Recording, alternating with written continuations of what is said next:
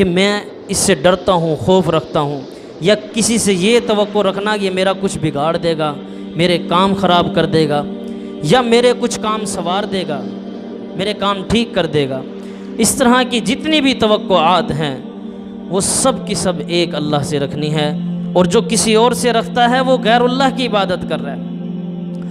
اور اس سے بڑھ کر محبت کسی سے کرنا، شدید ترین محبت اگر بندہ کسی سے مسلمان کر سکتا ہے تو وہ اللہ کی ذات ہے۔ والذین آمنوا اشد حبا للہ، وہ لوگ جو ایمان لائے وہ شدید ترین محبت اللہ رب العالمین سے کرتے ہیں۔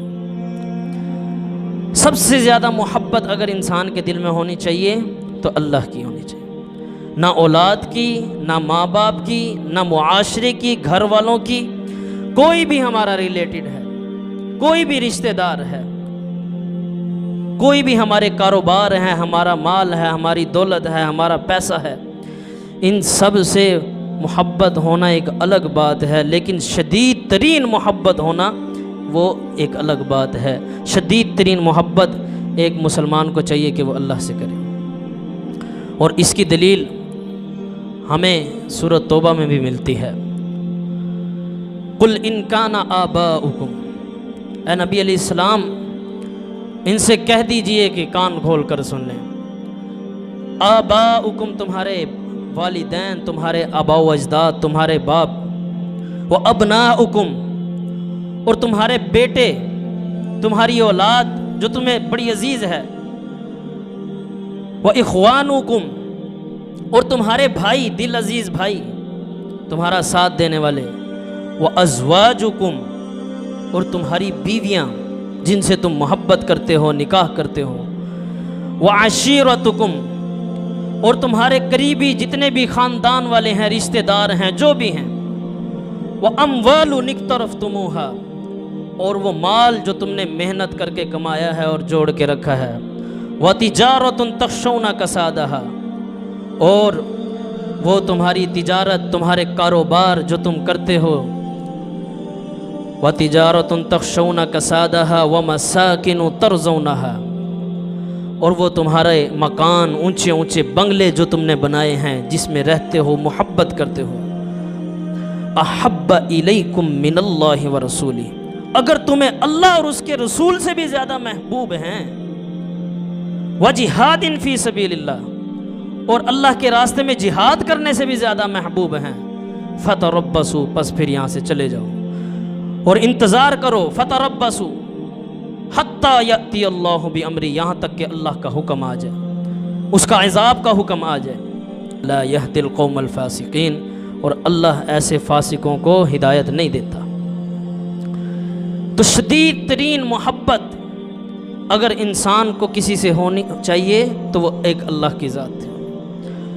سب سے قریبی تعلق، نہ کسی دوست یار سے، نہ کسی رشتہ دار سے، نہ ازواج سے، نہ بھائیوں سے، نہ اولاد سے، نہ والدین سے، نہ خاندان والوں سے، نہ کاروبار سے، نہ اموال سے، کسی چیز سے وہ محبت نہیں ہونی چاہیے جو ایک اللہ سے محبت ہو۔ اور یہ محبت جب بندے کے دل میں پیدا ہو جائے پھر اس کے لیے نماز کے وقت شٹر نیچے گرانا کوئی مشکل بات نہیں ہوتی، کیونکہ اس کے دل میں سب سے زیادہ محبت اللہ کی ہوتی ہے۔ پھر اس کے لیے اذان سن کے مسجد میں آنا ایک تڑپ ہوتی ہے دل میں خود ہی کہ میرا رب مجھے بلا رہا ہے، جس سے میں سب سے زیادہ شدید محبت کرتا ہوں۔ پھر اس کے لیے نماز کے لیے آنا مشکل نہیں ہوتا، پھر اس کو کوئی چیز روک نہیں سکتی، نہ گھر کے کام، نہ ازواج، نہ خاندان والے، نہ رشتہ دار، نہ مال، نہ کاروبار، کوئی چیز اس کو اللہ کی طرف آنے سے نہیں روک سکتی۔ یہ ہے شدید ترین محبت، والذین آمنوا اشد حبا للہ، وہ لوگ جو ایمان لائے وہ شدید ترین محبت اگر کسی سے رکھتے ہیں تو اللہ کی ذات سے رکھتے ہیں۔ اور جب اللہ کی محبت دل میں بیٹھ جائے پھر غیر اللہ کی محبت اس دل میں جگہ بنا سکتی نہیں، جتنے بھی غیر اللہ آ جائیں۔ آج انشاءاللہ ہم اسی آیت کے اوپر بات کریں گے، اور اس میں دو ٹاپک ہمارے سامنے آتے ہیں، ایک کہ سب سے زیادہ اگر کوئی علم رکھنے والی ذات ہے تو وہ اللہ کی ذات ہے، اور دوسری بات یہ کہ توحید، ایک اللہ کی عبادت، ایک اللہ سے محبت، ایک رب کی طرف رجوع، اسی کو اپنا خالق سمجھنا، اسی کو اپنا مالک سمجھنا، اسی کو اپنا رازق سمجھنا، اسی کو اپنا آقا، داتا، گنج بخش، بگڑی بنانے والا، اولاد دینے والا، ڈوبی کشتی پار لگانے والا، دعاؤں کو سننے والا، التجاؤں کو سننے والا، شفا دینے والا، جو بھی ہے سب ایک اللہ ہے۔ توحید کو اپنے دل میں جگہ دینا۔ اور جیسا کہ میں نے بتایا ہے کہ عبادت صرف یہ نہیں کسی کے آگے رکوع کرنا یا سجدہ کرنا، ہم کسی سے یہ توقع رکھیں کہ یہ ہماری دعا سن لے گا، ہم اس کے آگے سجدہ نہیں کر رہے، ہم نماز کے لیے بھی نہیں کھڑے، ہم صرف یہ توقع کرتے ہیں کہ یہ میں اس سے دعا کروں گا اور یہ میری دعا سن لے گا۔ جو قبر میں سامنے لیٹا ہوا ہے، دنیا سے جا چکا ہے، میں دعا کروں گا یہ میری دعا سن کے قبول کر لے گا، یہ بھی بہت بڑا شرک ہے اور اللہ کے علاوہ کسی اور کی عبادت کرنا ہے۔ حقیقت میں عبادات کا مجموعہ ہی دعا ہے۔ اگر تمام عبادات کو انسان کمبائنڈ فارم میں دیکھے نا، ایک جگہ رکھ کر دیکھے تو وہ بنتی ہی دعا ہے۔ نماز کیا ہے؟ دعا ہے۔ قیام میں کھڑے ہیں، رکوع میں ہیں، سجدے میں ہیں اور تشہد میں بیٹھے ہیں، دعائیں ہیں۔ حج کے لیے جاتے ہیں، وہاں بھی لبیک اللہم لبیک، ذکر و اذکار اور دعائیں۔ کوئی بھی عبادت ہے اس کے اندر انسان کرتا کیا ہے؟ اپنے رب سے دعائیں مانگتا ہے، اور وہ دعا کسی اور سے مانگنا، وہ التجا کسی اور سے کرنا غیر اللہ سے، یہ اللہ کے ساتھ شریک ٹھہرانا ہے۔ اور اللہ رب العالمین قیامت والے دن باقی جتنے بھی گناہ ہیں اگر چاہے گا معاف فرما دے گا، اگر چاہے گا۔ لیکن شرک ایسا ظلم ہے، اگر بندہ یہ شرک کرتے ہوئے اس دنیا سے چلا گیا، اس کی قطعاً معافی نہیں ہے، اور مشرک ہمیشہ جہنم میں جلے گا۔ اتنا بڑا ظلم ہے۔ ان الشرک لظلم عظیم، شرک سب سے بڑا ظلم۔ تو اپنے دل میں کبھی بھی، جو ہم اکثر جو ہے نا مواحد اپنے آپ کو سمجھتے ہیں کہ ہم اللہ کے غیر اللہ کے آگے جھکتے نہیں ہیں، کسی بندے کا اتنا خوف دل میں رکھنا جتنا اللہ کا ڈر ہونا چاہیے، یہ بھی ہم اللہ کے ساتھ شریک ٹھہرا رہے ہیں کہ ہم اس بندے سے اتنا ڈر رہے ہیں جتنا ہمیں اللہ سے ڈرنا چاہیے، اور کسی بندے سے اس قدر شدید محبت کرنا کہ جتنی اللہ سے کرنی چاہیے، یہ بھی ہم اللہ کے ساتھ شریک ٹھہرا رہے ہیں۔ کیونکہ ایمان والا شدید ترین محبت بھی اللہ سے رکھتا ہے، اور شدید ترین خوف اور ڈر بھی ایک اللہ کا رکھتا ہے۔ اس کے لیے سب چیزیں، سب باتیں، سب معاملات ایک اللہ کی ذات کے بعد شروع ہوتے ہیں۔ اس کی اپنی خواہشات جو بھی چیزیں ہیں سب کی سب اللہ رب العالمین کے بعد شروع ہوتی ہے۔ اس کے بعد وہ دیکھتا ہے کہ میں نے کیا کرنا ہے، اور اس دائرے میں رہتے ہوئے اپنے تمام معاملات کو چلاتا ہے۔ یہ جو ہمارے ہاں فوت کی ہو جاتی ہے اور ہم اللہ رب العالمین کے بارے میں کیسے عجیب عجیب الفاظ بول دیتے ہیں، ہمارے اکثر جو ہم معاشرے میں دیکھتے ہیں عورتیں، مرد، کہ اللہ نے میرے ساتھ ہی ایسا کرنا تھا، معاذ اللہ نے ہمارا ہی بندہ لینا تھا، میری بہن کو اٹھانا تھا، میرے بھائی کو اٹھانا تھا، میرے ہی والد کو اٹھانا تھا۔ تو یہ ہم اللہ رب العالمین کو طنز کر رہے ہوتے ہیں، اللہ پہ الزام ڈال رہے ہوتے ہیں۔ اس کا مطلب ہے ہم نہ اللہ سے شدید ترین ڈرنے والے ہیں، نہ ہی اللہ سے شدید ترین محبت کرنے والے۔ شدید ترین محبت بھی اللہ کی اور شدید ترین خوف بھی ایک اللہ کا۔ اور میں دعوے کے ساتھ یہ بات کہتا ہوں، جو بندہ اپنے دل میں شدید ترین محبت بھی اللہ کی بٹھا لے اور خوف بھی اللہ کا بٹھا لے، وہ باقی ہر قسم کے ڈر سے، خوف سے آزاد ہو جائے گا۔ اس کو ڈر جب ہو جائے کہ میں سب سے زیادہ اللہ سے ڈرنے والا ہوں، اور اگر وہ شدید ترین محبت اللہ کی اپنے دل میں بٹھا لے، یہ بات بھی دعوے سے کہتا ہوں، لوگ اس سے محبت کرنا شروع کر دیں گے، اور فرشتوں میں اللہ رب العالمین اس کا ذکر فرماتے ہیں کہ وہ بندہ، فلاں بندہ مجھ سے محبت کرتا ہے، میری عبادت کرتا ہے۔ اور جب بندہ اللہ سے محبت کرتا ہے، شدید ترین محبت، پھر ایک وقت ایسا آتا ہے کہ اللہ رب العالمین بھی اس سے محبت کرنا شروع کر دے، اور جب اللہ کی محبت شروع ہوتی ہے تو بندے کے کام سنورنا شروع ہو جاتے ہیں۔ تو اس بات کا ہمیشہ آئندہ خیال کرنا ہے، جب بھی کاروبار پہ ہوں، اللہ کی محبت کا مطلب کیا ہے؟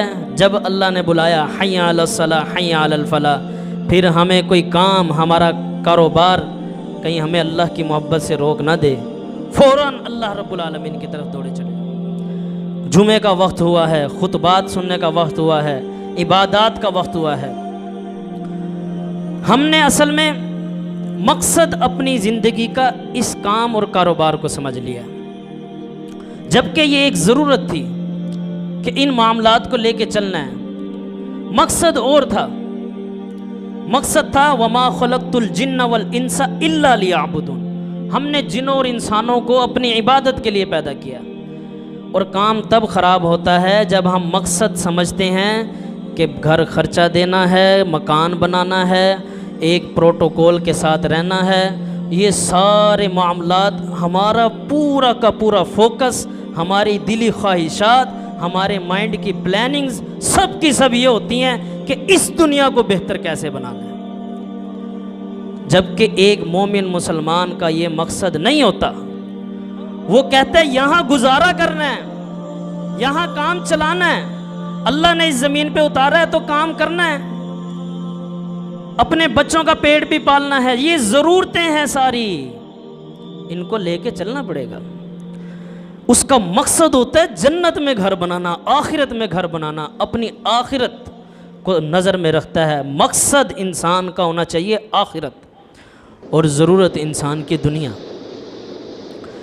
کام تب خراب ہوتا ہے جب ہم دنیا کو مقصد بنا لیتے ہیں اور آخرت کو آئیں بائیں شائیں، چلو جی سجدے کر ہی لیتے ہیں، عبادت بھی کر ہی لیتے ہیں، میں باقی نمازیں تو پڑھتا ہوں، فجر کے وقت نہیں اٹھتا تو کیا ہوا۔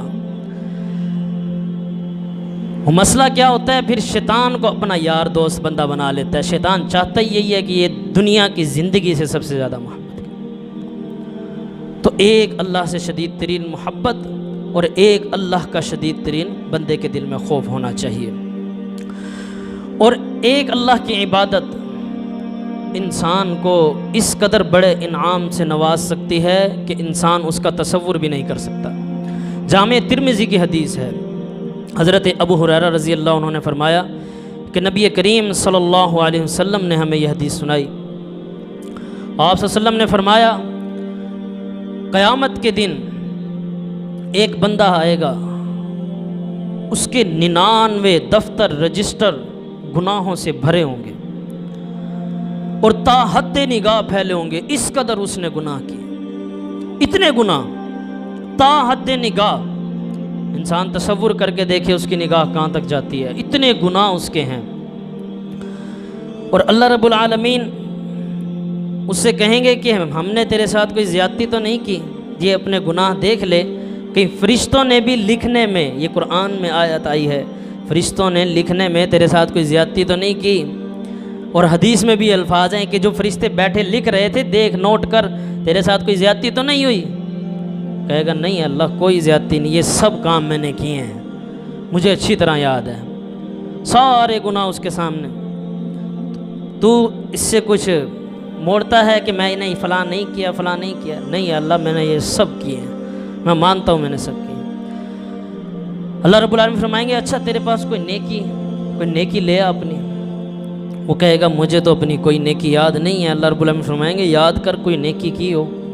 کہے گا اللہ مجھے کوئی نیکی اپنی یاد نہیں، میں نے ساری زندگی گناہوں میں گزاری۔ اللہ رب العالمین فرمائیں گے کہ تیری ایک نیکی ہمارے پاس ہے۔ وہ کہے گا اے اللہ مجھے تو یاد نہیں وہ کون سی نیکی ہے۔ تو اللہ رب العالمین فرمائیں گے وہ فلاں نیکی، کاغذ کا ٹکڑا وہ اٹھا لیا، وہ اٹھا کر لے کر آئے گا، اس پہ لکھا ہوگا اشہد ان لا الہ الا اللہ وحدہ لا شریک لہ واشہد ان محمدا عبدہ ورسولہ، کہ میں گواہی دیتا ہوں اللہ کے علاوہ کوئی عبادت کے لائق نہیں ہے اور محمد صلی اللہ علیہ وسلم اللہ کے آخری رسول ہیں۔ یہ بات اللہ رب العالمین فرمائیں گے کہ یہ جو یہاں ترازو لگا ہے، یہاں تیرے رجسٹر رکھے ہیں، دوسرے پلڑے میں جا کے یہ کاغذ کا ٹکڑا رکھ دے۔ وہ کہے گا اللہ یہ کاغذ کا ٹکڑا کیا کرے گا؟ اس کا کیا وزن؟ تو اللہ رب العالمین فرمائیں گے تو یہ ٹکڑا رکھ نا اپنے کاغذ کا، یہ تیری نیکی ہے، جا رکھ۔ تو وہ کلمہ، اس کلمے کا جو کاغذ پہ لکھا ہوگا، کاغذ کا ٹکڑا، وہ جا کر رکھے گا۔ تو آپ صلی اللہ علیہ وسلم نے فرمایا کہ اس کے جو گناہوں کے دفاتر ہوں گے، جتنے بھی رجسٹر ہوں گے، وہ اوپر ہو جائیں گے، اور کلمے والا پلڑا نیچے جھک جائے گا۔ اور آگے فرمایا آپ صلی اللہ علیہ وسلم نے اسی حدیث میں آخری الفاظ فرمایا، اللہ رب العالمین کے نام سے بھاری کوئی چیز ہو ہی نہیں سکتی، سب سے بھاری نام اللہ کا ہی نام ہو سکتا۔